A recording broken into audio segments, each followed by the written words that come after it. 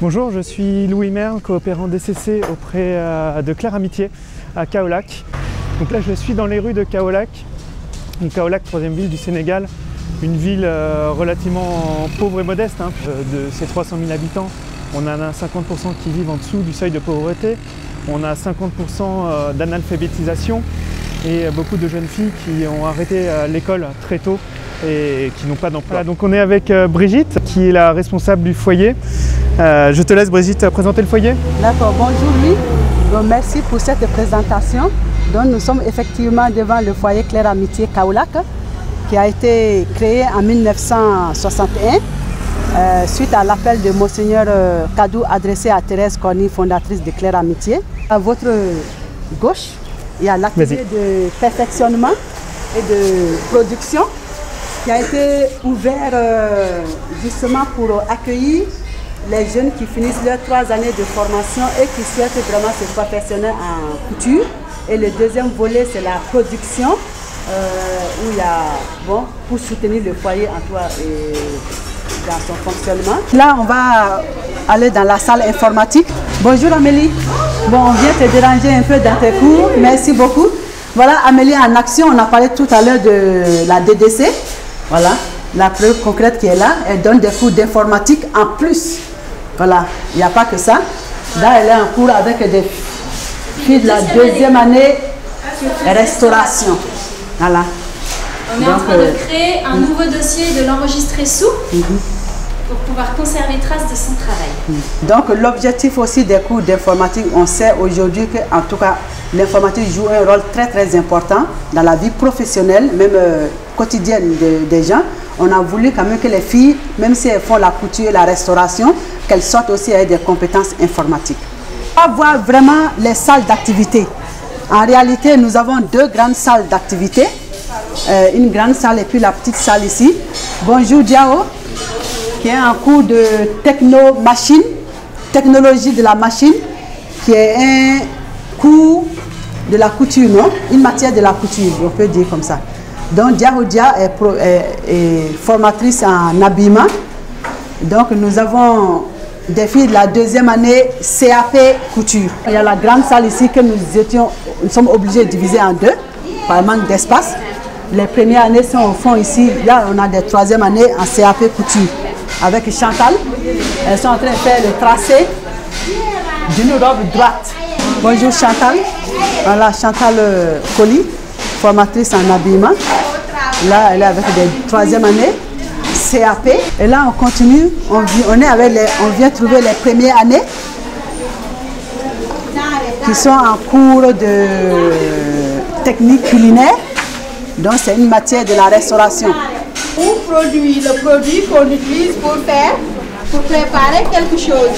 Par exemple le riz, ou bien le poisson, ou bien les légumes. Les premières années étaient en tronc commun, font toutes les matières de la couture et de la restauration. Voilà le bâtiment où il y a la cuisine, une toute petite cuisine pour les jeunes filles, pour la pratique en restauration. Et donc ce bâtiment-là, Brigitte, est voué à disparaître parce que le foyer accueille de plus en plus de jeunes femmes. On était encore en 2014 à une cinquantaine de filles. Aujourd'hui, on est obligé de limiter. L'année dernière, on avait 170 filles. 158. Et cette année, on a dû limiter à 120 car on va construire un nouveau bâtiment juste ici pour pouvoir accueillir dans des conditions beaucoup plus modernes, plus de jeunes filles pour pouvoir monter le foyer à 180 apprenantes environ. Donc ça, c'est un gros chantier qui va démarrer dans 3 semaines maintenant. Un chantier qui demande beaucoup d'investissement pour le foyer, investissement en temps, investissement financier.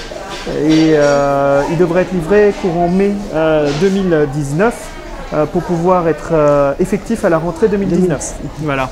Où on prévoit, après la construction de nouveaux bâtiments, on prévoit accueillir 180 filles.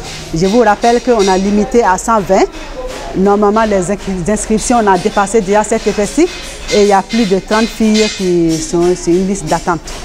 Donc ça montre vraiment l'urgence de l'obtention de nouvelles classes pour permettre l'accueil de toutes ces filles-là.